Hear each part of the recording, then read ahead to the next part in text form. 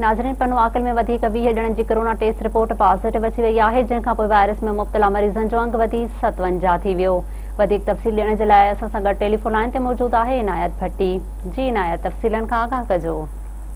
जी बिल्कुल, पनो आकल शहर में गुज़िरियल ॾियारे डॉक्टरनि जी टीम कोरोना वायरस जा जेके मुब्तला माण्हू आहे उन जो टेस्ट वरिती वई, जंहिंजो सैंपल कराची माण्हू विया, जंहिंजी रिपोर्ट पधरी कई वई आहे त 57 माण्हुनि मां 20 माण्हुनि जी जेका टेस्ट उहा पॉजिटिव आई आहे। ऐं जॾहिं त गुज़िरियल हिकु हफ़्ते खां वरितल टेस्टुनि जो जेको मरीज़नि जो तादाद आहे कोरोना वायरस में, उहो 57 थी वियो आहे।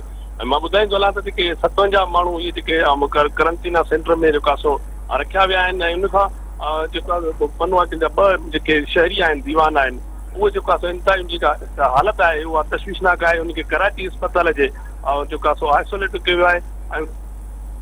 ऐं इन ॿिन्ही जेका सो मुखी अशोक कुमार ॿिन्ही खे वेंटिलेटर ते रखियो वियो आहे, जंहिंजी हालत इंतहाई जेका सो सीरियस आहे।